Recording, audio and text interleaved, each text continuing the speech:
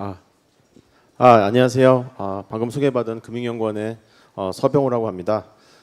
제가 저기 금융 범죄를 전공하지는 않았는데 그래도 디지털 금융 쪽을 맡고 있기 때문에 이게 굉장히 밀접한 관계가 있어서 좌장을 맡게 된 것 같습니다. 바쁘신데 이렇게 정말 자리를 빛내주신 모든 참석자분들께 감사를 드리고요. 작년에는 사실 작년이 1차였는데 저를 비롯해서 많은 발표자분들이 AI를 이용한 디지털 금융 범죄가 어떻게 정교화되고 있는지 이런 것들을 많이 소개를 했었는데 올해는 그 반대쪽에서 AI를 이용해서 금융 범죄를 어떻게 예방하는지 그리고 어떻게 그런 이상 거래를 어떻게 탐지하는지 이런 것들을 발표를 해주시니까 이제서야 이제 공격과 수비 양쪽을 다 이해하게 된 것 같습니다. 현재 인공지능 기본법이 이제 작년에 통과되었죠. 그래서 그것을 이제 금융권에 어떻게 적용할지 이런 내용을 가지고 이제 금융권의 AI 가이드라인 개정 작업이 이루어지고 있는데 이러한 오늘 발표된 것과 같은 다양한 AI 활용 사례를 감안해서 규제의 대상인 고영향 AI를 선정할 때 좀 감안할 필요가 있을 것 같습니다. 구체적으로 이제 좀 이렇게 공익성이 있는 거는 좀 감안을 해줘야 되지 않을까 이런 생각을 해봤고요. 다만 이런 공익 목적의 AI도 오탐에 따른 선의의 피해자 발생 가능성도 있고 그리고 특히 이제 고객의 특성을 기준으로 AI가 분석을 자기 마음대로 하다 보면 특정 직업이나 거주지나 국적 등에 대한 차별이 생길 수도 있거든요. 이론적으로는. 그래서 이제 탐지율을 높이기 위한 노력에 대한 말씀을 많이 하셨는데 그것도 당연히 중요하고요. 근데 오탐률을 낮추기 위한 노력도 그만큼 중요하다는 생각을 해봤습니다. 그리고 AI 기술의 빠른 발전과 함께 범죄용 AI도 정교해지고 그리고 보난자 팩토리 방금 이제 김영석 대표님 발표하셨듯이 해외 가상자산 거래소까지 이렇게 적극적으로 이용하면서 아주 정교해지고 있어서 방어 및 탐지를 위한 그런 AI 모델들이 더 지속적으로 업그레이드 되는 것이 되게 중요할 것 같고 그걸 위한 좀 투자도 많이 이루어져야 할 것 같다는 생각이 들었습니다. 그리고 이러한 점들을 해결하는 데 있어서 금융보안원 김성웅 실장님께서 발표하신 연합학습 같이 이렇게 공동 노력을 하는 게 상당히 중요할 것 같습니다. 이상 짧은 제 개인 의견이었고요. 하여튼 여기 주인공이신 네 분 토론자 분께서 이제 토론을 해주실 텐데 저희가 토론 시간이 1시간이었는데 준법 관련 업무를 하시는 분들이라 그런지 시간을 굉장히 잘 지키셨습니다. 그래서 거의 1시간이 지금 남아 있는데 저희 지정 토론 이거 다 하고 나서 플로우에서도 이제 앱을 통해서 올려주신 질문을 제가 받아갖고 이제 드려야 되거든요. 혹시 이게 무슨 소린가 하시는 분들은 들어오실 때 이런 거를 다 나눠줬다고 합니다. 예, 이게 QR 코드인데 이거를 통해서 핸드폰으로 질문을 올릴 수 있다고 하니까 질문을 올려주시면 제가 하여튼 눈에 띄는 순으로 하여튼 질문을 대신 드리도록 하겠습니다. 토론의 순서가 되게 중요할 텐데 일단 일반적으로 이런 세미나를 할 때는 업계 이야기를 먼저 듣고 정부 이야기를 좀 나중에 듣는 경향이 있어서 그래서 K뱅크의 탁윤성 전무님 먼저 하시고 그 다음에 나이스의 장준용 실장님 하시고 그 다음에 이제 통합신고센터 박상현 회장님 하시고 마지막에 이제 금융위 유은지 사무관님이 하시는 순서로 하면 될 것 같습니다. 그러면 부탁드립니다. 안녕하십니까. K뱅크에서 보이스피싱 방지 업무를 맡고 있는 탁윤성 전무입니다. AI 관련해서 이제 어떤 이야기를 할 수 있을까? 실제 이쪽에서 AI가 어떻게 활용되는가에 대해서 기대 반 또는 뭐랄까요, 걱정이랄까 그런 게 있었는데 오늘 우리 김성웅 실장님에서 발표해 주신 내용 보고 연합학습이라는 게 있구나. 참 이거 우리가 한계가 많이 있거든요. 현실적으로는 예를 들어서 AI 지금 모든 은행들 대부분 해외에서 비슷할 것 같긴 한데 AI를 활용한다기보다는 아직까지는 룰 베이스로 어떤 보이스 피싱을 이제 탐지하고 예방하고 있거든요. 예컨대 비밀번호를 바꾸자마자 이게 거액을 이제 다른 계좌로 예치한다든가 보낸다든가 또 핸드폰을 바꾼 지 얼마 안 돼서 전에 거래가 없던 계좌로 보낸다든가 하는 그런 룰 베이스로 운영하고 있는 거가 이제 대부분의 금융회사들의 현실입니다. 근데 오늘 우리 보안원에서 발표하신 그런 연합학습 내용을 보니까 이걸 적극적으로 활용을 하면 실현되기만 하면 실제로 많은 어떤 뭐랄까요 오탐을 줄이고 정탐을 늘릴 수 있는 계기가 될 수 있겠다 그런 생각이 들었고요.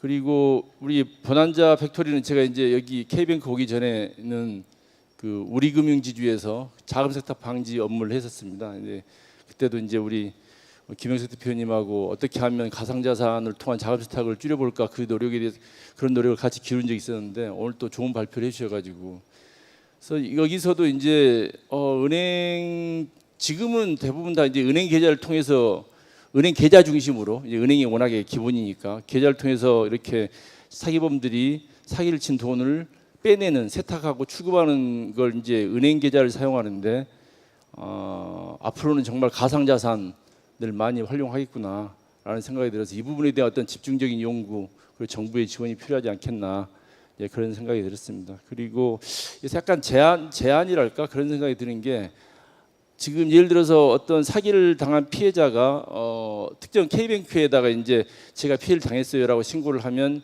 그 돈이 그 예를 들어서 카카오뱅크로 전달했다 그러면 카카오뱅크에 연락을 해가지고 그 계좌를 동결시키는 그렇게 해서 최대한 빨리 이제 쫓아가가지고 자금이 인출되는 걸 이제 막는 그런 체계를 가지고 있는데 그거가 이제 은행이라든가 금융회사 중심으로 그거 체계가 만들어져 있고 예컨대 저희 K뱅크하고 같이 일을 하고 있는 업비트 쪽으로 이렇게 돈이 넘어가서 그게 또 가상 지갑이죠.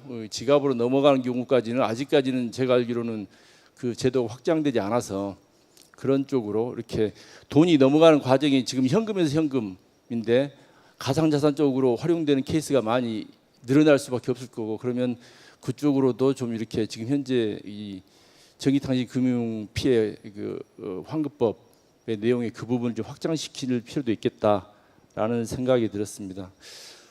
그래서 이렇게 AI를 적극적으로 활용하면 훨씬 더 잘할 수 있겠다라는 이런 피해를 줄일 수 있겠다. 그리고 사기범들의 어떤 불법적인 행위들을 잘 적발을 하고 예방할 수 있겠다는 생각이 드는 한편 지금 당장은 그 룰 베이스로 하고 있는 현행 과정을 좀 더 고도화시키고 또 이 사기범들의 어떤 그런 동향들 즉시 따라가가지고 새로운 룰들을 만들어 나가고 저희가 룰을 만들면 사기범들 또 피해가잖아요. 그럼 또 저희는 또 그 새로운 유형을 또 찾아가고 하는 그러한 게 있는데 그러한 어떤 룰 베이스의 현행 체계를 어떻게 좀 더 효율화시킬까 그 고민도 같이 이루어져야 되지 않을까. 지금 적어도 당장은 룰 베이스 AI를 접목하는 동시에 이렇게 룰 베이스의 어떤 그 노력도 같이 병행돼야 될 것 같다. 그 말씀을 드리면서 K뱅크에서 어떻게 일을 하고 있는지 잠시 소개를 드리겠습니다. 이게 저기 머니투데이의 3월 7일자 기사에 나온 건데요. 그 인뱅 3사 보이스피싱 연루 계좌가 이제 그 인터넷 전문은행의 여러 노력으로 많이 감소했다라고 하면서 저 밑에 이제 빨간 줄은 이제 어떻게 보면 저희 K뱅크 자랑인데 그래서 보면 K뱅크가 이제 작년 대비 23년 대비해서 75% 넘게 급감했다. 이 사기용 계좌로 사용되는 계좌 수 급감했다라고 하면서 이제 저희는 작년에 328건이었고 그 두 번째로 잘했다고 생각되는 이 카카오뱅크는 1990건이어서 이것만 보더라도 와, 몇 배인가요? 어쨌든 거의 한 7분의 1 수준, 6분의 1 수준으로 저희가 이렇게 엄청난 성과를 보여서 이 머니투데이에서 그렇게 많은 칭찬을 받았습니다. 이거 관련해서 이렇게 대통령 표창도 받기도 했었고요. 그래서 이게 어떻게 가능한가 그 말씀을 좀 드리려고 하는데 첫 번째는 제가 이제 이 CCO들 보이스피싱 업무를 담당하고 있는 그 담당 은행들 담당 임원들과 이제 회의를 그 두 달에 한 번씩 정기 회의를 합니다. 회의를 하는데 거기서 이제 그 은행 담당 임원들이 하시는 말씀이 자기들이 어떤 일을 하고 싶어도 그거를 집행하는데 그 다른 부서와 협의를 하는데 너무 많은 시간이 걸린다. 근데 새로운 룰을 하나 만들려고 하면 저희는 그런 걸 저희 부서에서 전부 다 할 수 있거든요. 제가 담당하고 있는 부서에서 할 수가 있는데 많은 시중 은행들은 그런 새로운 룰을 만들고 그런 IT 관련 기반 업데이트하는 거를 그 보안 담당 부서에다가 이제 협의를 요청해야 되고 그러다 보면 그 협의 과정에 상당한 어떤 시간이 들어서 또 이것뿐만 아니라 여러 가지 면에서 이 관련 부서들이 쪼개져 있어가지고 그러한 어떤 업무 추진 효율성이 많이 부족하다 그런 이야기가 있었습니다. 그런데 저희 K뱅크는 그런 모든 과정들이 실제로 이 고객들이 어떤 그 사기 신고 들어오는 것부터 해가지고 환급해 주는 것까지, 그리고 새로운 룰을 어떤 제안하고 그걸 만드는 것까지 모든 과정들이 그 한 담당 임원 한 명으로서 그 담당 임원이 모든 책임을 지고 신속하게 진행하기 때문에 좀 더 효과적으로 될 수 있었다. 아마 이런 것들은 아마 K뱅크가 신설은행이고 또 조직이 작다 보기 때문에 가능한 거 아니었겠나라는 생각을 하고 있습니다. 이거 아까 말씀드린 그런 저희 K뱅크의 일반적인 어떤 조직 체계인데요. 이거 뭐 정기통인 금융사기 운영이라는 것은 이제 피해자가 신고를 하고 또 다른 은행에 그 전파를 하고, 그리고 또 남은 잔액이 있으면 잔액을 돌려주고 하는 그런 과정들, 또 이게 그 자기가 부당하게 지급정지를 당했다라고 하는 사람들에게는 또 그 이의제기를 받고 해제되는 것들, 그거가 이제 정기통인 금융사기 운영 파트고요. 모니터링이라고 하는 것은 아까 여기서 말한 그 아까 말씀드린 룰 베이스, 또 AI도 일부 활용되긴 하지만 그 룰 베이스로 해서 어떤 이상한 거래에 대해서는 지급 정지를 하고, 그리고 고객과 연락을 해서 이게 왜 지급 정지됐는지 설명을 하고, 또 고객이 그에 대해서 정당한 설명을 하면 해제해 주는 그 과정을 하는 것이 모니터링 쪽이고요. 그 AF는 이제 여신 사기 조사인데 이제 은행을 속이는 거죠. 은행에 돈을 갚을 의사가 없으면서도 돈을 빌리고 나중에 갚지 않는 그런 것들을 찾아내는 체계. 이 모든 것들이 제 밑에 있는 저기 금융사기 대응 방지 팀에 있기 때문에 아까 그런 효율적인 어떤 성과가 가능했다라는 말씀을 드리고 싶습니다. 그리고 여기서 제일 강조하고 싶은 것은 그런 겁니다. 이게 어떻게 해서 K뱅크가 이렇게 효과적인 어떤 다른 은행과 차별되는 어떤 결과를 만들어냈느냐 하면, 제가 이제 다른 금융회사에서도 일을 해보면 뭘 해야 되는 것이 옳은지는 많이 아는데 그 옳은 조치, 지급정지 조치를 이제 적극적으로 하면 고객 피해가 발생하지 않아요. 그러니까 선량한 피해가 발생하게 되는 거고, 그럼 민원이 발생을 합니다. 민원이 발생할까 봐서 어떤 적극적인 대처를 못하는 경우가 많은데, 저희 K뱅크에서는 저희 행장님의 어떤 경영 방침에 따라서 민원 발생에 대한 우려보다는 어떤 고객 보호를 우선으로 하자라는 그런 어떤 원칙 하에서 여러 가지 정책들을 하고 있습니다. 그리고 예컨대 뭐 그 도박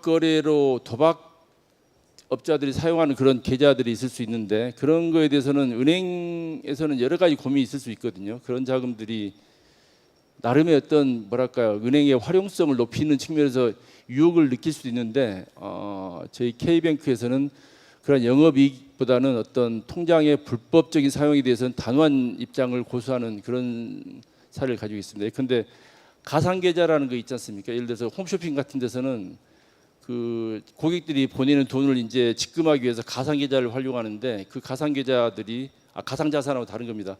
가상계좌가 이 도박업체라든가 불법업자들의 어떤 직금 수단으로 활용이 됩니다. 그게 또 은행 입장에서는 또 수익원이 되기도 하고요. 그런 거에 대해서 저희 K뱅크는 과감하게 이러한 가상계좌에 대해서는 엄격하게 관리를 함으로써 그런 어떤 영업수익을 포기하고, 대신에 포기한다기보다 그건 저희들이 과료를 하지 않고 원칙에 맞게 운영을 하려고 하는 그런 철학을 가지고 있습니다. 그리고 또 하나 저희가 강조하고 싶은 것은, 모니터링을 하고 지급정지를 많이 하게 되면 당연히 고객들은 불편하죠. 근데 그걸 넓게 할 수 있는 근거는 뭐냐면, 지급정지를 하되 그 해제를 쉽게 해주는 것. 그러니까 그물을 넓게 펴놓고 고객과 즉시 통화를 하고 그에 대해 쉽게 아니다라고 판단이 쉽게 풀어주는 것들, 그러한 조치를 통해서 우리 K뱅크가 이런 다른 은행과 차별되는 어떤 그런 결과를 만들어냈다, 이런 점을 좀 소개를 하면서 제 설명은 마치도록 하겠습니다. 네. 네, 감사합니다. 다음으로 나이스 장준용 예. 네. 네. 그 1세션, 2세션에서 발표 잘 들었고요. K뱅크 토로자님 말씀도 잘 들었습니다. 네, 저도 일단 말씀드리면, 금융보안원 발표 내용 중에 프라이버시 이슈 때문에 학습 데이터를 모으는 게 어렵다 말씀하셨는데, 그건 현실적으로 어쩔 수 없다고 생각합니다만, 이 법률적 제도적으로 좀 정비를 할 필요가 있다고 생각합니다. 그래서 이런 공익적인 이슈, 사기 방지 대응을 위해서 필요한 학습 데이터는 법률을 개정해서 동의를 면제해 준다든가 대신에 사기 방지 목적의 연구 개발에만 쓸 수 있게 해준다든가 하는 특별 규정들을 좀 두어서 제도 정비를 하면 학습 데이터 모으는 게 좀 쉽지 않을까라는 생각이 들고요. 두 번째는 이 시스템 구축 비용이나 유지 비용이 만만치 않습니다. 그래서 대형 금융사들은 자체적으로 개발하고 운영하겠지만 중소금융사들은 사실 쉽지는 않죠. 그래서 그런 부분을 감안을 한다면 이제 정부 당국이 데이터를 모아주거나 아니면 경찰 같은 수사기관에서 이제 수사 과정에서 모은 데이터를 공유를 해주거나 이렇게 해서 데이터 측면의 좀 부족이나 이런 문제들을 해결해 줄 수 있을 것 같고요. 솔루션 구축 비용도 만만치 않기 때문에 보안원이나 아니면 공공기관들이 이제 솔루션을 개발해서 좀 정부의 지원을 받아서 저렴한 비용으로 공급해 줄 수 있다면 중소금융사들도 적극적으로 쓰지 않을까 이런 생각이 듭니다.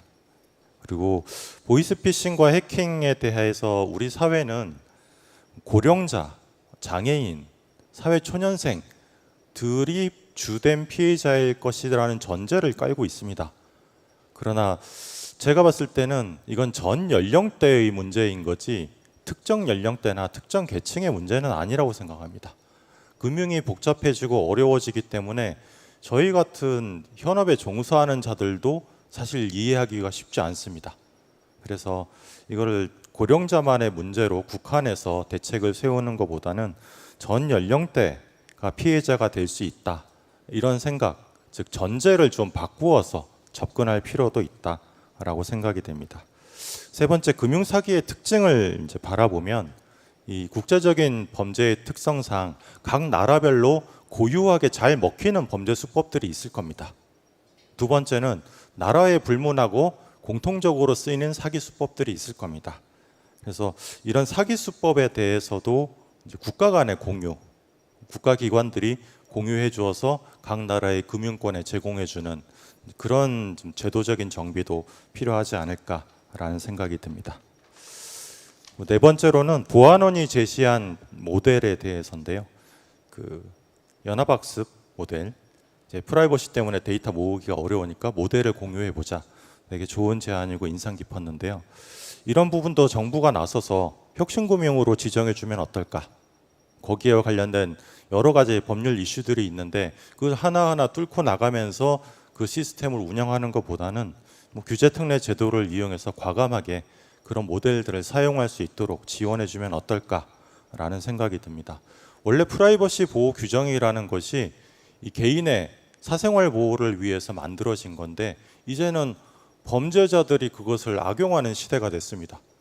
프라이버시 보호 때문에 범죄 수법 공유도 안 되고 가해자 정보 공유도 안 되고 범죄에 이용된 계좌번호, 이메일 주소, 핸드폰 번호까지도 공유로 한다 치면 범죄자들이 이제 더 난리를 치는 세상이죠. 이게 범죄에 쓰인 건 맞지만 내 핸드폰 번호를 왜 공유하냐? 개인정보법 위반이다. 이런 이제 프라이버시 보호 제도를 범죄자들이 악용하는 시대가 됐습니다. 이런 것에 대비해서 이제 정부도 개인정보의 프라이버시 보호 이슈를 이런 데까지 일률적으로 적용하는 것에 대해서 좀 의문을 가져봐야 되지 않을까라는 생각이 듭니다. 최근에도 가상자산 사업자에 대해서 신용정보법 적용을 유예한다라는 이제 의결이 있었지 않습니까? 그래서 이런 부분도 좀 전향적으로 법률적, 제도적 정비가 필요하지 않을까라는 생각입니다. 법률 정비도 저는 예방 대책의 일종이다라고 생각합니다. 그 고난자의 발표에서도 내국인이 해외에 거래소를 설립한 후에 내국인을 대상으로 가상자산 거래 사이트를 운영한다 이렇게 말씀 주셨는데 이런 경우는 차라리 처벌이나 추적이나 이런 거 해결이 쉽습니다. 왜냐하면 내국인이 내국인을 대상으로 범죄를 저질렀기 때문이죠. 그런데 대부분의 범죄는 그렇지 않을 거라고 생각합니다. 예를 들면 우크라이나 사람이 중국에서 필리핀에 있는 거래소 시스템을 이용해 가지고 미국에 살고 있는 한국인을 상대로 범죄를 저질렀다. 이거 우리나라 형법으로 잡아서 처벌할 수 있을까라는 거죠. 어느 나라 법을 적용해야 되느냐. 이 형법의 적용 범위에 관한 문제인데 우리나라의 형사사법 이제 법률 제도들은 1960년대 주민등록번호도 없고 전체 인구가 몇 명인지도 모르던 그런 시절에 오프라인 세상을 전제로 만들어진 형법들이죠.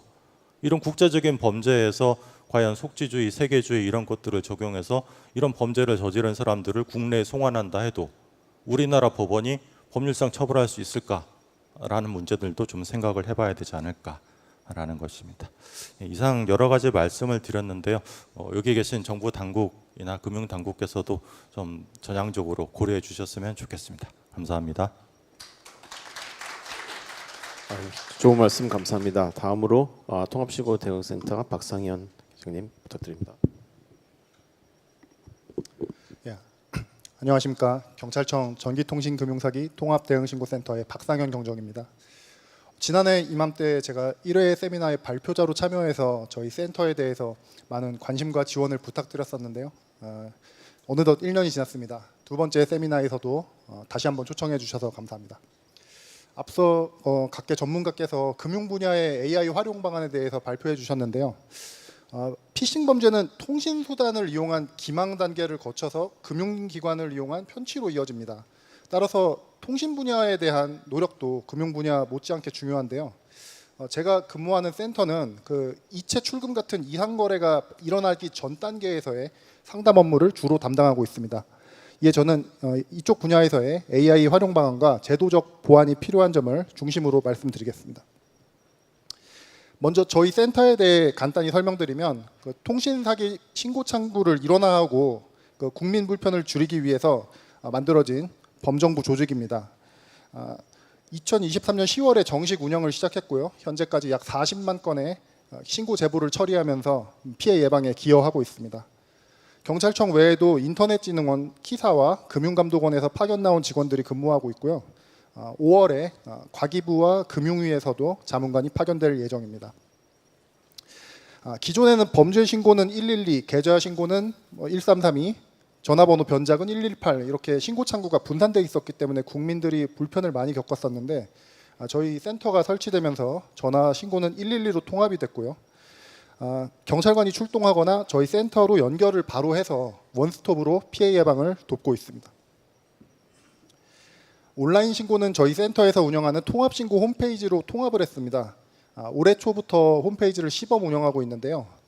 아직 공식적인 홍보를 진행하지 않았지만 신고 건수가 매월 큰 폭으로 증가를 하고 있습니다.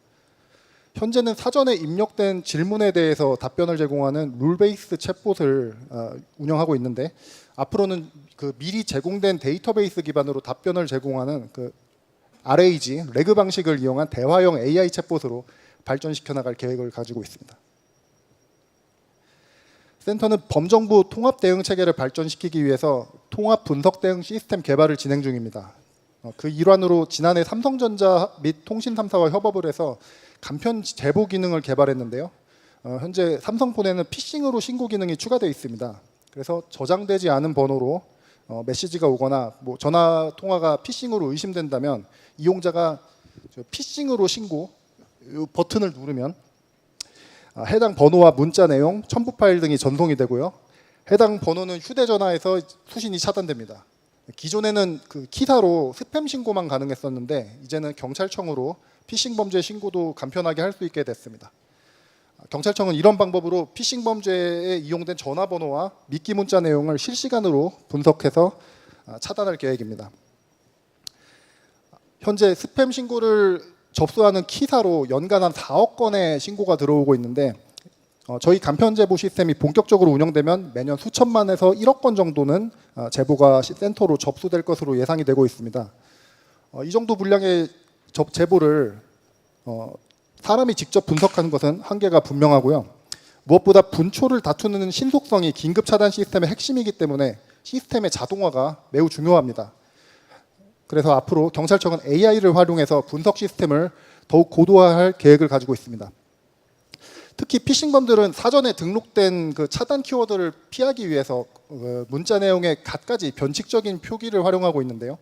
AI를 활용하면 간편 제보로 수집되는 다양한 비정형 데이터로부터 그 메시지 내용을 분석해서 피싱범들의 변칙 표기 알고리즘을 효과적으로 찾아낼 수 있을 것으로 기대됩니다. 그리고 AI 분석 모델을 앞으로 계속 고도화해서 차단 키워드나 룰의 업데이트를 기다릴 필요 없이 실시간 학습을 통해서 즉시성 있는 차단이 이루어질 수 있도록 발전시켜 나갈 계획입니다. 간편 제보에 기반한 긴급 차단 시스템이 본격적으로 운영되면 기존에 48시간 이상 걸리던 전화번호 차단 소요 시간이 한 10분 이내로 단축될 수 있을 것으로 기대하고 있고요. 현재 미끼 문자가 수신된 당일에 범행이 일어나는 비율이 한 75% 정도 되고 있습니다. 이런 점을 감안할 때 1일 이내 추가 범행을 방지하면 피해액이 2027년까지 한 1,200억 원 이상 감축될 것으로 예상이 되고요. 또 적시성 있는 전화번호를 차단하면 이 심카드의 활용 시간이 줄기 때문에 암시장에서 거래되는 심카드 거래 가격을 상승시켜서 범죄 조직의 투입 비용을 크게 증가시킬 것으로 예상합니다. 통신 사기 범죄 조직이 아시다시피 날이 갈수록 그 분업화, 귀업화되고 있는데요. 투자 수익률 ROI를 약화시켜야, 돈이 안 되게 만들어야 범죄를 예방할 수 있다고 생각을 합니다. 다만 이 간편 제보에 기반해서 실제로 긴급 차단이 이루어지기까지는 당초의 계획보다 좀 시간이 소요될 것으로 보이고 있습니다. 수신자의 간편 제보는 통신사를 거쳐서 경찰청으로 전달이 되는데요. 이 과정에서 간편 제보에 포함된 원발신 번호의 제공이 문제가 되고 있습니다. 이에 대해서 법무부는 최근에 그 통신비밀보호법이 제3자 제공을 원칙적으로 금하는 통신사실 확인 자료에 원발신 번호가 포함된다고 최근 유권 해석을 했고요. 또 일각에서는 개인정보의 범위를 굉장히 폭넓게 인정하고 있는 개인정보보호법에 저촉된다는 우려도 제기를 하고 있습니다. 경찰청은 이 같은 현행법상 제한을 극복하기 위해서 관계기관 및 업체들과 기존 시스템의 수정 개발을 포함해서 여러 해결책을 지금 논의하고 있습니다. 다만 이렇게 피싱 피해가 심각한 현실에서 이런 상황이 많이 아쉽긴 합니다. 분명 모든 정책과 개발은 현행 법령의 테두리 안에서 이루어져야 하겠지만 통신비밀보호법과 개인정보보호법의 입법 취지가 범죄자를 보호하는 데 있지 않다는 것도 확실합니다. 방금 장준용 실장님도 말씀을 하셨듯이요. 전기통신금융사기의 범죄 흐름은 접근, 기망, 요구, 편취 단계로 나눌 수가 있는데 이 모든 과정에서 피싱범들은 국민의 온갖 통신 비밀과 개인정보를 탈취해서 범행에 활용을 하고 있습니다. 그런데 국민의 권익을 지키기 위해서 만들어진 법률이 오히려 범죄자들의 방패막이가 되고 있는 현실이 모순이라 하지 않을 수가 없습니다. 외국은 통신 사기를 막기 위해서 국가기관의 권한을 강화하는 방향으로 적극적인 법률 제정에 나서고 있습니다. 예를 들어서 싱가포르의 사기 방지법은 경찰에 소속된 반사기 센터에서 피해자 계좌에서 발생하는 의심스러운 이체 내역을 실시간으로 모니터링하고 의심 거래가 확인될 경우에 은행에 대해서 경찰에서 자금 이체 또는 인출을 금지할 수 있도록 요구를 할 수 있도록 하고 있습니다. 그리고 미국의 저장통신법과 캐나다의 디지털 개인정보보호법은 개인정보 수집기관에서 특정 법 위반이 진행 중이거나 발생 가능성이 높다고 판단할 경우에 경찰 등 정부기관에 개인정보를 제공할 수 있다고 규정을 하고 있습니다. 우리도 이런 추세에 맞추어서 과감한 입법을 해야 됩니다. 지난 21대 국회에서 사기 방지 기본법이 발의돼서 행안위까지는 의결이 됐는데 법사위를 넘지 못하고 국회 임기 만료로 폐기가 됐습니다.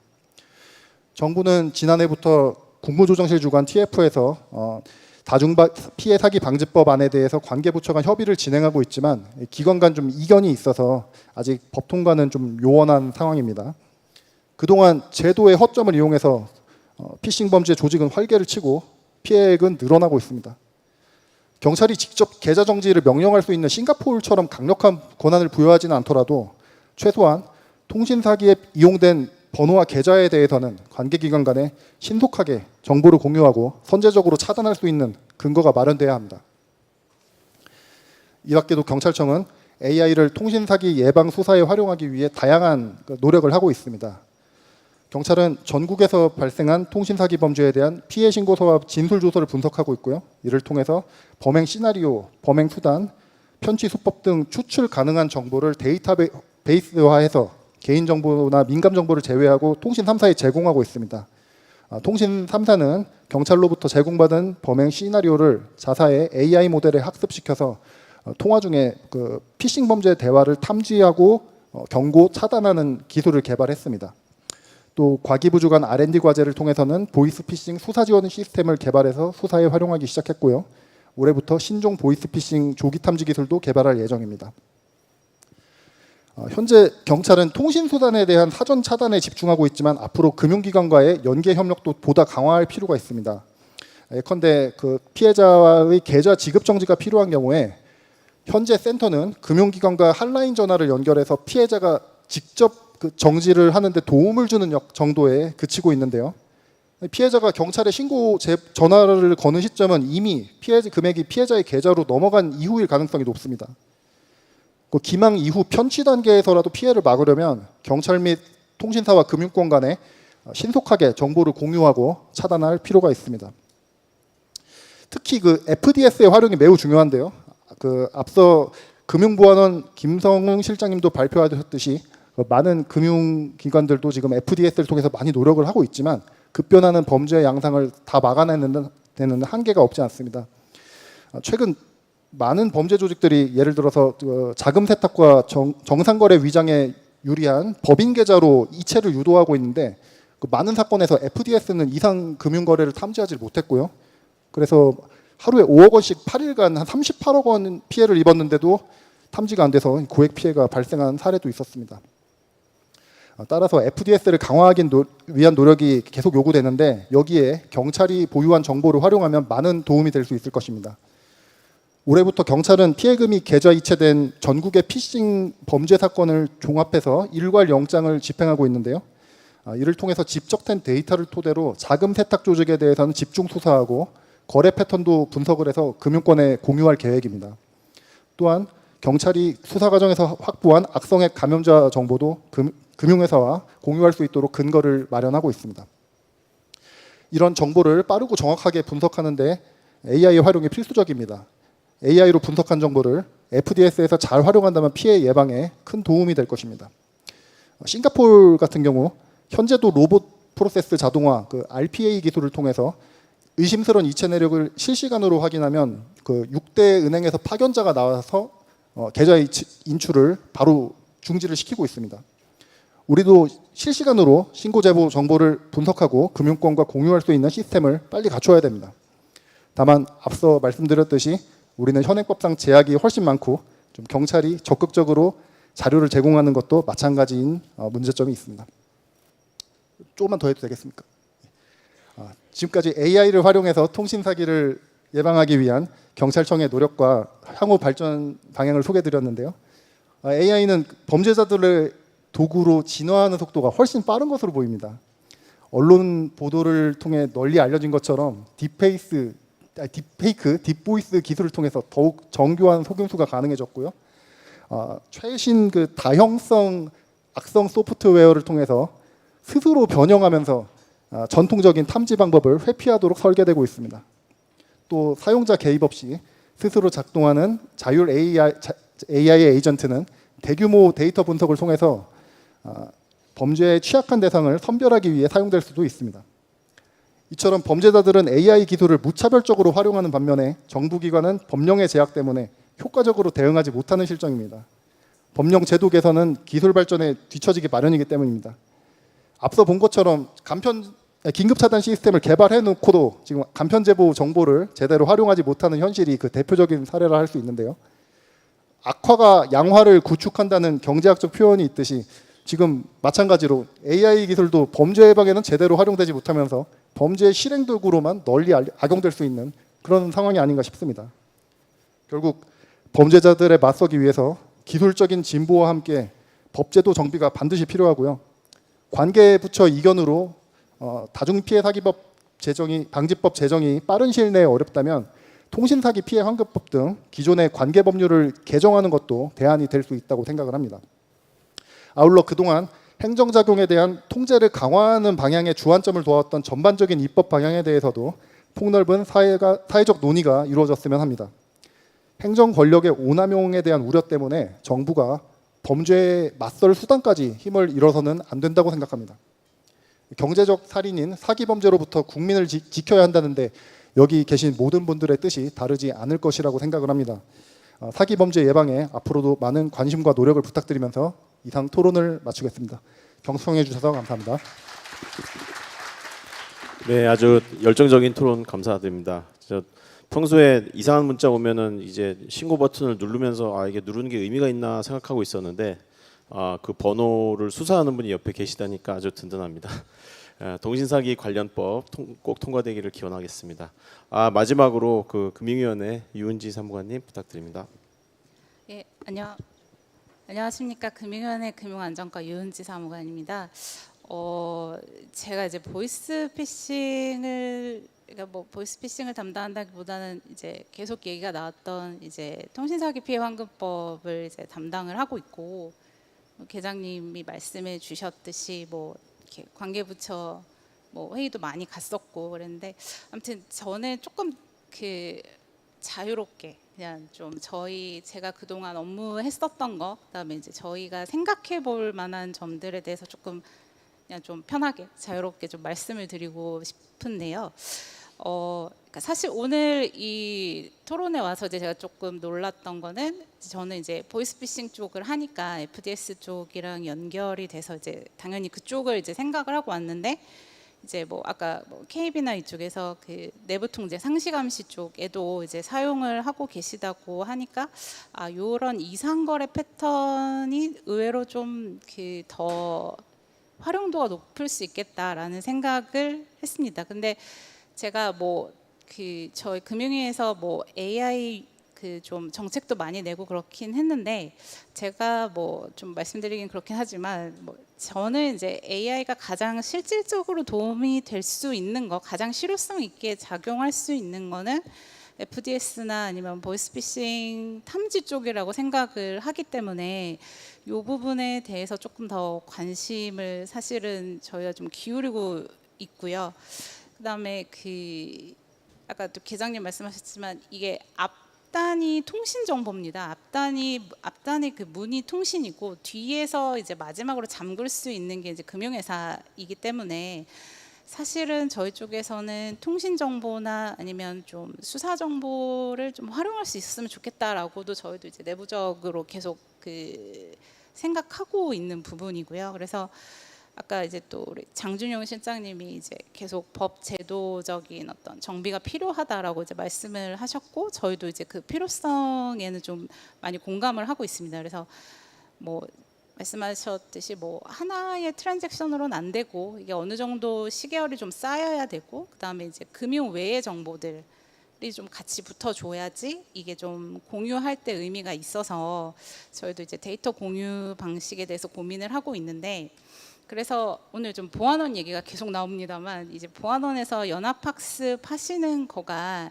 이제 그 개인 신용정보 이슈 때문에 이제 그렇게 많이 한 것도 있고, 그다음에 은행들 쪽에서도 좀 약간 그러니까 그런 연장선상에서 데이터를 공개하는 거에 대한 좀 부담이 좀 있으신 것 같아요. 그래서 이제 이 연합학습도 저희가 되게 의미 있다고 이제 생각은 하고 있고, 이제 다만 저희도 이제 개인정보나 신용정보 이슈를 어떻게든 계속 풀어 나가야 된다고 저희도 이제 생각을 하고 있는데, 이제 뭐 한 가지만 말씀을 드리면, 저희의 고민은 뭐냐면 결국은 사기 정보에 대한 공유는 괜찮지만 사기 의심 정보는 사실은 이게 오탐이 될 수도 있는 거고 정상적인 거래가 들어갈 수 있기 때문에, 그걸 우리가 다 범죄 정보다라고 해서 공유를 했을 때 또 그거에 대한 어떤 오남용에 대한 얘기가 반드시 나올 거기 때문에, 이제 그 부작용을 어떻게 줄일 거냐, 이제 그 부분에 하나의 이슈가 있다고 생각을 하고요.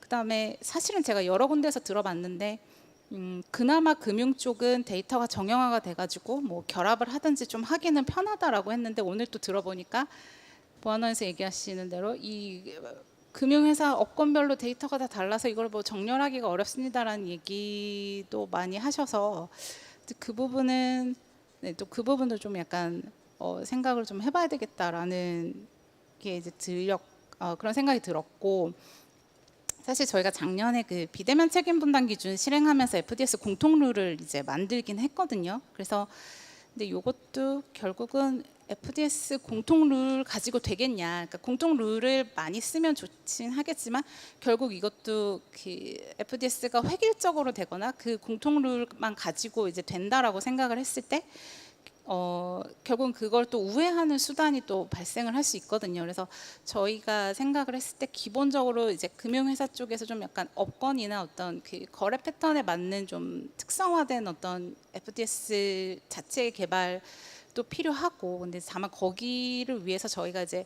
최대한 모아드릴 수 있는 정보들을 이제 어떻게 좀 데이터를 정부 쪽에서 좀 모아가지고 좀 필요한 데이터들을 좀 그 정리를 해 드릴 수 있는지 그 부분은 저희도 계속 고민 중에 있어서 이제 뭐 오늘도 많은 얘기를 들었고 뭐 저희한테 좀 그 의견을 주실 것들이 있다고 하면은 저희 과나 아니면 저한테 의견을 좀 주시면 저희가 이제 그런 것들 한번 좀 정비하는 그런 그 계기도 한번 삼아 보려고 하고 있습니다. 그래서 저희도 생각할 점이 많고 고민이 많습니다. 이게 뭐 말씀 앞에서 하셨듯이 뭐 그냥 공권력을 휘둘러서 다 모든 걸 할 수 있으면 좋긴 하겠지만 또 저희는 약간 균형적으로 봐야 되는 측면들도 분명히 있기 때문에 그런 면에서 좀 고민이 있는 거고, 또 이제 외부에서는 AI가 이렇게 발전을 하는데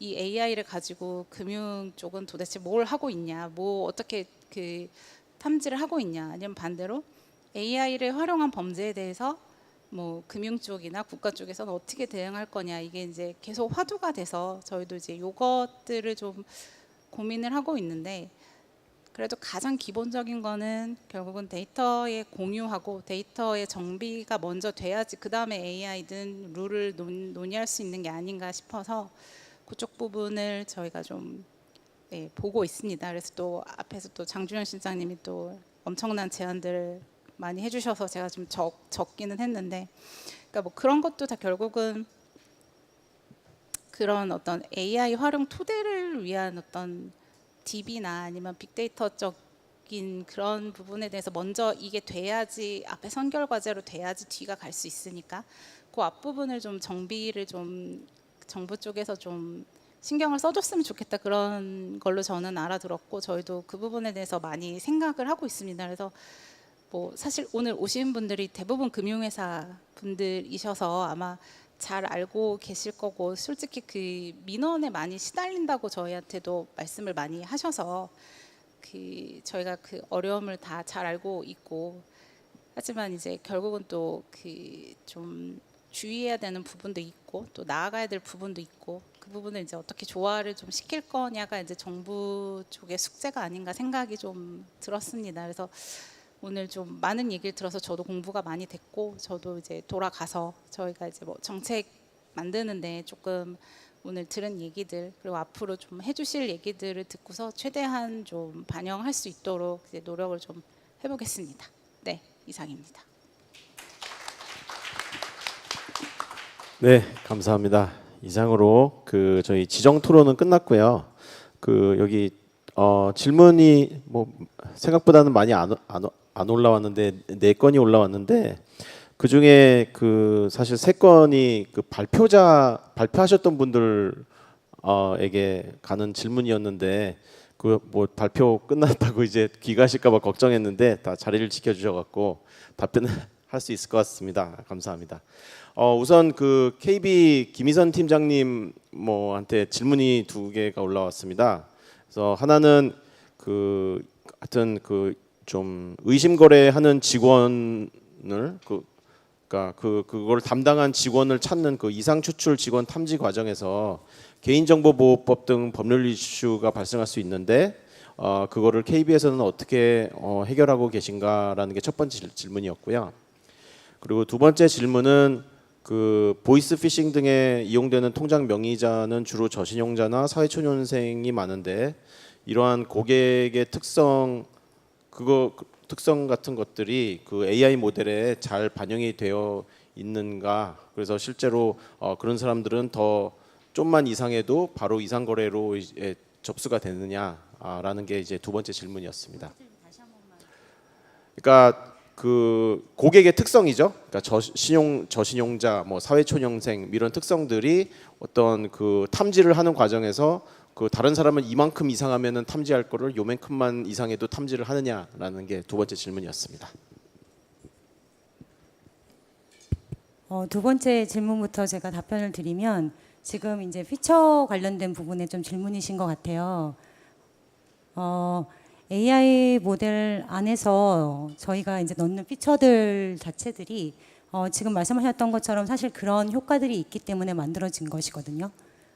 그래서 지금 말씀하셨던 것들에 대한 결과들은 나올 거라고 생각을 하고, 근데 아까 말씀하셨던 것처럼 항상 어려운 부분은 뭐냐면 저희가 모델을 개발했지만 설명력을 강화하는 부분에 대해서는 좀 어려운 부분이 있어요. 왜 그렇게 되는 건데? 왜 35세 미만인 애들은 돈을 조금만 넣어도 위험한 건데? 그런 부분에 대한 부분들은 사실은 저도 좀 자세하게 설명을 드릴 수 있었으면 좋겠지만 아마도 지금도 갖고 있는 한계가 아닐까 생각을 합니다. 예, 그래서 사실은 AI 자체가 그런 부분들에 대해서 꽤 잘 분별을 하고 있는 편이고요. 그리고 특히 어떤 부분에 되게 효과적이냐면 룰하고 AI를 저희가 비교해 봤어요. 그러니까 룰의 어떤 부분에 밑함을 잡아내고 있는지, 어떤 부분에 밑함을 잡아내고 있냐면 룰의 트레시홀드의 경계선에서 AI가 잡아내고 있습니다. 그런 부분에서 상당히 효과적이었어요. 그러니까 룰은 딱 잘라내잖아요. 뭐 2천만 원 이상이다. 그러면 딱 잘라내잖아요. 1,900만 원이면요. 근데 다른 이상징후를 했어. 그럼 위험한 거잖아요. AI가 그런 거에 상당히 효과적이었어요. 저희가 그런 부분들도 하나하나 다 분석해보고 그래프도 그려보고 했을 때 그런 미탐 영역을 미묘하게 벗어나는 것들에 대해서 상당히 효과적이었다는 거, 그 부분에 대해서 말씀을 드리고, 그 다음에 제가 발표 자리할 때 분명히 말씀드렸지만 그 직업 탐지에 관련된 부분들은 컨설팅 모델에서 만든 거고 SI 쪽에서 만든 모델이에요. 그리고 그 이후에 지금 저희가 하고 있는 통합 감시 시스템이 저희가 이제 내재화해서 지금 진행하고 있는 부분이거든요. 그래서 사실 그 부분에 대해서는 내부 통제 관련된 부분의 데이터에 직원 관련된 부분들에 어떤 정보들이 들어가느냐라는 것들은 사실 이제 저도 그런 부분에서 지금 모델링을 하고 있는 사람이거든요. 사실 되게 민감한 부분이라서 저희가 공개해서 말씀드리기는 조금 죄송하게 드릴 수가 없습니다. 그리고 사실 부서 간에도 되게 어려워요. 왜냐하면 저희가 가지고 있는 데이터는 저희가 쓸 수 있는데 저희 HR에 가지고 있는 데이터 못 씁니다. 그래서 부서 간에도 되게 그런 부분들에 대해서 되게 민감하게 반응을 하고 있는 상황이기 때문에 사실 저희가 모델링하는 입장에서 그런 부분에서 그런 제약들이 사실은 내부적으로도 있어요. 그리고 조금만 개인정보보호법이나 그런 부분들에 대해서 계속 정보보호부나 그런 부분에서, 그리고 AI 거버넌스 쪽에서 항상 체크하고 확인하고 저희가 잘하고 있는지에 대한 부분들을 항상 그렇게 트래킹하고 계십니다. 저희가 항상 그런 부분에 대해서 항상 뭐 엑셀 파일로도 항상 어떻게 하고 있는지에 대해서 말씀을 드려야 되고, 당일 만들어진 데이터들은 당일 삭제 원칙입니다. 저희 데이터 보관하지 않습니다. 그러니까 무슨 얘기냐면 AI 모델에서 만든 그러니까 자간 세탁 같은 경우는 당일 만들어진 학습 데이터들을 예측 데이터들을 다 당일 삭제해요. 예측한 결과도 저희 가지고 있지 않습니다. 통계 자료만 갖고 있습니다. 그 정도로 그 저희가 예측하는 시스템을 저희가 운영함에도 불구하고 그 데이터의 권한은 저희한테 없어요. 자금 세탁 방지부의 그 데이터는 자금 세탁 방지부의 DB 현업 DB 관리자 현업한테 있어요. 그래서 그런 부분에서는 저희가 좀 철저하게 관리하고 있는 편입니다. 예, 대답 감사합니다. 다음에는 이제 금융보안원의 김성웅 실장님 대상 질문이었습니다. 그 연합학습 POC에 참여하지 못한 금융회사도 그 연합 모델을 받을 수 있는지에 대한 질문인데요. 예, 간단한 질문인 것 같습니다. 네, 그 참여는 가능하세요. 지금 5군데 금융회사가 참여하고 계신데 사실 연합학습 모델에 기여한 거에 대한 공유 이런 개념이기 때문에 지금 불참하시는 금융회사한테 이 공동 모델을 제공해드릴 계획은 지금 현재는 없고요. 추가로 참여하시는 부분 가능하고, 그 다음에 또 이거를 이렇게 말씀드리면 또 조금 섭섭해 하실까봐 말씀을 드리면, 연합학습 모델에서 5개 금융회사가 그 똑같이 기여하는 건 아니거든요. 학습한 데이터의 양과 또 품질이 다 다르세요. 그래서 저희가 또 지금 연구하고 있는 거는 이 공동 모델에 얼마나 기여했는지를 평가하고 그 기여에 따라서 리워드를 어떻게 드릴 수 있는가 이런 모델도 지금 저희가 고민을 하고 있거든요.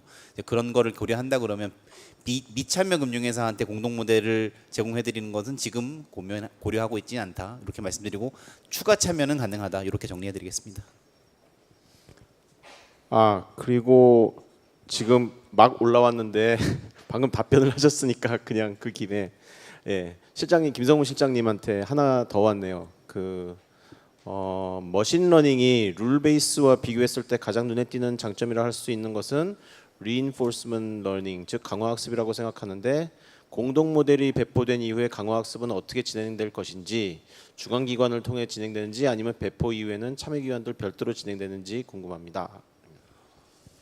되게 기술적인 내용인데 제가 거기까지 파악을 잘 못하고 있는데 제가 지금 알고 있는 바로는 그 이후의 강화학습에 대해서는 그 개별 금융회사가 처리하는 것으로 그렇게 지금 설계돼 있고요. 저희 차원에서는 저희가 가지고 있는 데이터나 이런 부분들은 별로 없는데 저희도 또 그런 데이터가 있어요. 금융회사가 갖고 있는 데이터 말고 지금 뭐 수사기관한테서 저희한테 주신 데이터라든가 이런 부분들이 있어요. 그래서 그 이후에 추가 어떤 강화학습 이런 부분들은 저희가 할 수도 있고 금융회사가 할 수도 있는데 그건 데이터의 성격에 따라 달라질 거고 지금 저희가 생각하는 거는 일단은 금융회사가 가져간 다음에 학습한다 이렇게 생각하고 있습니다. 기본은 각자. 그 다음에는 그 K뱅크 타균성 전무님 질문인데요. K뱅크에서는 불법 사용 근절을 위해 도박성 계좌에 대하여 입금 제한 조치를 하고 계시는데 출금 제한이 아니라 입금 제한을 하는 특별한 이유가 있냐는 질문입니다. 당연히 출금 제한도 출금 제한에 대해서 말씀드려야 되겠네요. 이 도박 의심이거든요. 그러니까 밤에 이제 약간 그 다른 내용인데 도박 한밤중에 100건 200원씩 거래를 막 한단 말이죠. 그러면 저희가 볼 때는 저희 다른 은행보다 훨씬 더 엄격하게 하고 있는데 그런 계좌 일단 지급 정지를 하거든요. 지급 정지를 한 다음에 출금도 못하게 했으면 좋겠는데 그거가 개인의 재산권에 대한 침해가 되잖아요. 사실 어떤 이게 전기통신 피해 환급법이 되게 조사를 안 해봤지만 전 세계에 매우 독특한 법이 아닐까.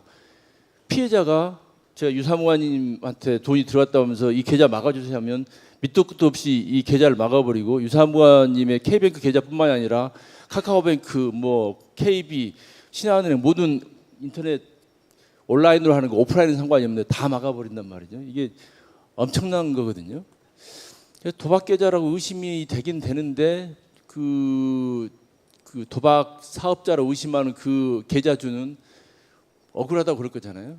그래서 저희가 할 수 있는 건 그냥 저희가 볼 때는 더 이상 이 서비스를 못 해드리니까 계좌 이용을 못 해드리니까 돈을 빼서 나가십시오 라는 것까지가 저희가 현행 법적으로 할 수 있는 최소한인 것 같고 수사기관에서 그거까지 도박업자다라고 해서 하면 몰수를 하든가 그런 조치가 있어야 되겠지만 그런 절차까지는 많은 시간이 필요한 거잖아요. 근데 입금 금지는 이거하고는 좀 다른 내용인데 이제 이 제도가 그런 것 같아요. 이렇게 신고만 하면 어떤 특정인의 계좌를 지급 정지할 수 있는 그러한 강력한 수단 때문에 이 제도를 악용하거든요. 예를 들어서 옆집에 있는 떡볶이집이 새로 들어와가지고 장사가 잘 돼요. 그러니까 그 떡볶이 옆집에 있는 저 두 경쟁하는 식당 사이에서 그 식당 주인의 계좌번호를 우연히 알아가지고 그 계좌를 멈출 수 있게 하는 그런 악용되는 통장 협박이라고 그 알려진 그런 게 있거든요. 그런 식으로 해서 이제 제가 타겟으로 한 어떤 특정인의 계좌에 돈을 보내고 그 계좌를 지급정지를 시켜놓고 그 고객한테 그 계좌주한테 이야기를 해서 네 계좌를 풀려면 돈을 얼마를 입금해라는 식으로 이렇게 들어간단 말이죠. 그래서 그걸 이제 저희들은 고객한테 물어보고 이거 50만 원 들어와서 신고가 들어왔는데 지급정지 됐습니다라고 설명을 하면 계좌주는 이게 자기가 억울하게 당한 피해자다라고 자기가 이제 이의 제기를 하게 되고 그걸 풀어주잖아요. 풀어주고 나면 또 입금을 해요. 그리고 또 신고를 하거든요. 지속적으로 그 타겟으로 잡은 고객에 대해서 지속적 반복적으로 하기 때문에 저희들은 이제 그런 거에 대해서 그 계좌에 추가적인 입금을 막는 조치, 그 아까 통장 협박에 지속적인 타겟이 되는 걸 막기 위해서 입금 정지를 시키는 그런 제도에서 약간 좀 그 내용이 두 개가 좀 다르다. 구체적으로 이렇게 설명드릴 수 있을 것 같습니다. 네, 지금 딱 하나 남았습니다. 이제 예. 이거는 이제 마지막으로 제가 이제 말씀을 드린 이유가 누가 답변을 해야 될지가 불확실해가지고 그런데 근본적으로 그러니까 자체적으로 FTS 구축이 어려운 중소형 기관들은 어떻게 대응하면 좋겠냐 뭐 이런 질문인데요. 뭐 개인적으로 제 생각에는 뭐 여기 뭐 사스 뭐 아까 발표도 해주셨는데 이런 전문 기관의 도움을 받아서 이렇게 구독형으로 하시는 방법이 있을 것 같은데 뭐 다르게 답변하실 분 계시면은 네 그런 것 같습니다. 네 감사합니다. 네.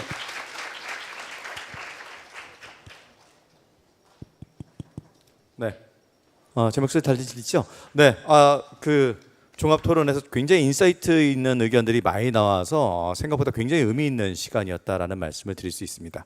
혹시 우리 참여해주신 내빈 여러분 중에서 혹시 질의응답과 관련된 질의가 있으실까요?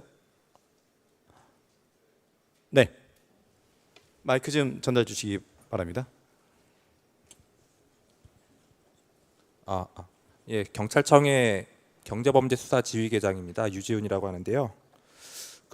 저는 우리 금융보안원 좀 하나 여쭤보고 싶은 게 있는데 아까 연합학습 얘기하셨잖아요. 연합학습 얘기하셨는데 어쨌든 단절된 거래를 가지고 각 금융기관들이 학습한 내용을 가지고 이제 다 합쳐가지고 다시 연합으로 학습을 하겠다라고 말씀을 하셨는데 저는 좀 이게 좀 효과가 좀 있을지 굉장히 이제 자금 세탁을 보면은 단절이 지금 다 되어 있는 상황에서 지금 각자 쉽게 얘기해서 입구하고 출구 딱 하나만 가지고 지금 연습을 시킨 거라서 조금 이게 좀 효과가 있을까라는 좀 생각이 들고요. 그리고 제가 보기엔 이제 데이터를 쓸 수가 없는 한계를 좀 넘어서 보기 위해서 그렇게 하신 것 같은데 저희가 아까 세로형이라고도 얘기하셨지만 이 자금 세탁은 사실 금융기관 여러 개를 거치고 중간에 현금화도 됐다가 뭐 금도 됐다가 명품도 됐다가 가상자산 뭐 USDT 요즘 많이 쓰는데 그런 식으로도 지금 변화를 하고 있는데 굉장히 제가 봤을 때는 투입되는 노력에 비해서 나타나는 결과는 조금 좀 아쉽지 않을까라는 좀 우려가 좀 있고요. 그래서 이 부분은 이제 아마 우리 금융위원회나 이런 데서 좀 법제를 좀 아까 여기 우리 장준영 실장님 말씀하신 것처럼 데이터를 이런 거를 수사기관도 자유롭게 줄 수 있고 그리고 각 우리 통신이나 금융이나 이런 회사들이 자유롭게 사용할 수 있도록 하는 기반을 만들어주고 그래서 거기서 이거를 좀 쉽게 해서 저희가 방패를 만들어야지 이게 지금 너무 현재의 법제 안에서 움직이는 게 아닌가라는 생각이 좀 듭니다. 그래서 너무 우리가 좀 수비적으로 나가고 있는 게 아닌가. 지금 범죄자들은 사실 경계가 없잖아요.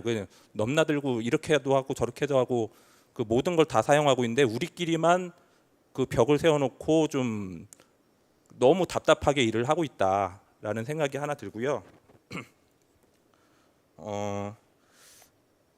저희가 지금 사실 검토하는 것 중에 지금 노쇼 사건 있지 않습니까? 캄보디아에서 나타나는 겁니다. 우리 노쇼 사건들 군부대 사칭해 가지고 나중에 떡집에 전화해 가지고 뭐 달라고 하죠. 떡 처음에 주문을 해놓고 나중에 뭐 전투식량을 좀 대신 구매해 달라.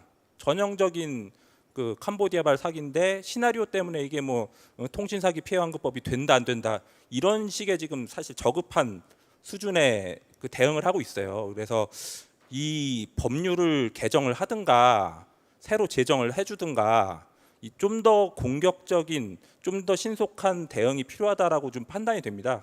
우리가 지금 여기 지금 금융기관 위주로 와 있고 경찰이 조금 더 와 있지만 제가 봤을 때는 통신과 금융과 수사기관 이런 그리고 그 거기에 걸쳐 있는 모든 분야에 있는 사람들이 한 군데 모여서 물리적으로 한 군데 모여서 이런 것들을 좀 논의하고 대응책을 좀 마련해야 되지 않나 그런 생각이 듭니다. 요거는 그러니까 첫 번째는 제가 금융보안원에 질문을 드린 거고 두 번째는 사실 금융위원회에서 좀 답변을 해주시면 좋겠습니다.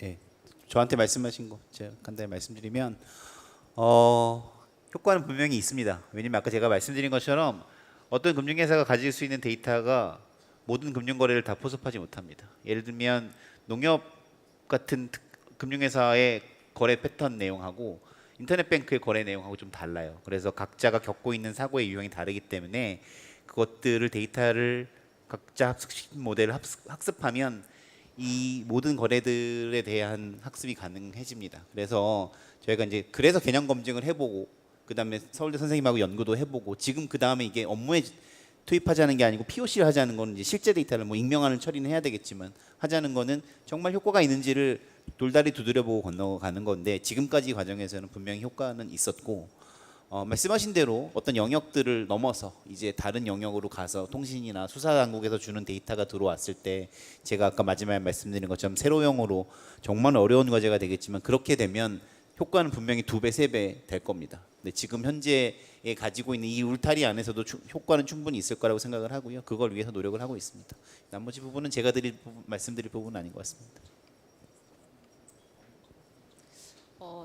물어보셨던 거에 대해서 조금 답변을 하자면 아마 그 이야기하시는 데이터가 예를 들면 뭐 아주 급박해서 로데이터 수준으로 지금 정보 공유가 필요하다라는 데이터가 있을 거고 지금 보안원에서 하는 그 AI 학습을 위한 데이터는 좀 다를 것 같거든요. 그래서 조금 더 시계열적으로 연결해서 보고 뭐 이렇게 보면서 그 어떤 패턴을 탐지하기 위한 그런 모델로 저는 이제 생각을 하고 있어요. 연합학습은. 그러니까 결국은 그 연합학습에서 중요한 거는 데이터도 있지만 어떤 룰을 만들고 모델을 만드는 거에 조금 더 포커스가 있는 거고 방금 그 과장님께서 과장님 맞나요? 죄송합니다. 제가 못 들어가지고 그래서 말씀하신 거는 이제 아주 급박한 데이터의 공유는 좀 개인정보법이나 뭐 신용정보법, 실명법을 좀 배제해서 좀 가야 되는 거 아니냐라는 말씀을 하신 걸로 저는 생각이 일단 들고 그래서 여기 지금 계장님도 나와 계시지만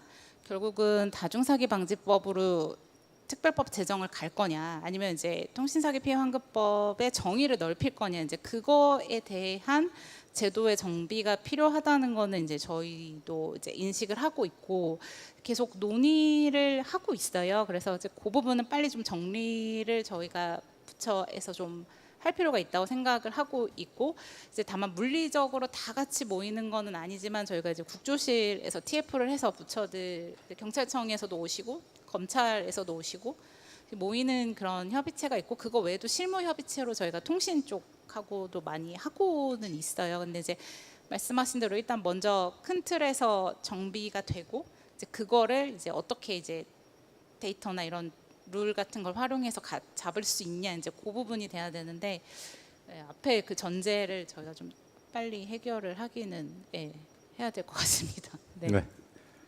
네. 서봉영 박사님, 그 추가 혹시 관련된 질문이나 다른 얘기 있으실까요? 없습니다. 한마디 좀 아까 제도 개선 관련해서 이제 통신 사기 피해 환급법의 적용 범위를 넓히자라는 이야기가 많이 있는 것 같아요. 뭐 수사기관에서 요청한 경우. 그래서 최근에 이제 대법원 판결에 나와가지고 아직까지는 전기통신 금융 사기인데 투자 사기를 당한 건도 피해자가 요청하면 지급 정지를 해줘야 된다라는 요지로 대법원 판결이 나왔고 그거 이제 은행들이 금융회사들이 그 규정을 이제 규정이라도 그 판례를 참고해서 그 집행을 해라라는 그런 어떤 뭐랄까 지도라고 할까 그런 게 생겼는데 이 제도를 아까 어디까지 확장할 것인가 그러니까 이야기 나와서 그 확장할 때는 최대한 여러 가지 고려를 해줬으면 좋겠다. 이제 이 제도가 뭐 투자사에 당한 피해자를 보호를 해주기 위해서 이 제도를 널리 뭐 이렇게 좀 확대했으면 좋겠다라고 하는 그런 생각도 해볼 수가 있는데 현실적으로 그걸 집행하려고 하다 보면 이런 어려움이 있어서 예를 들어 투자 사기는 뭐 몇 개월이 걸칠 수가 있잖아요. 1년 전에 또는 6개월 전에 투자를 했었는데 그 돈을 다 자기가 날렸다. 그래서 피해 신고를 하잖아요. 근데 이 전기통신 피해 환급법의 특징이 뭐냐면 그 신고가 들어왔으면 그 돈에 흘러간 계좌를 계속 멈추고 따라가면서 계속 도미노처럼 따라가면서 계속 지급정지를 시키거든요.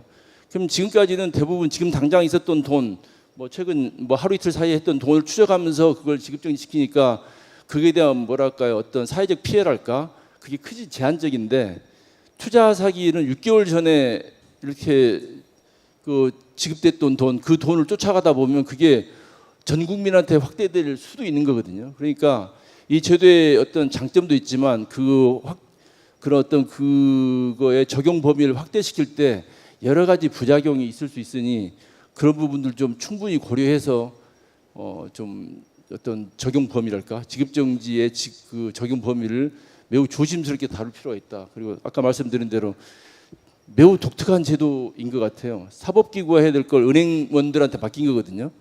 그래서 매우 독특한 제도이기 때문에 이런 제도를 무작정 확장시키는 것이 좋은지는 좀 신중히 고려할 필요가 있다. 그 말씀을 좀 드리고 싶습니다. 네, 우리 K뱅크 우리 탁윤성 전무님 굉장히 중요하신 또 시각을 제시해 주신 것 같습니다.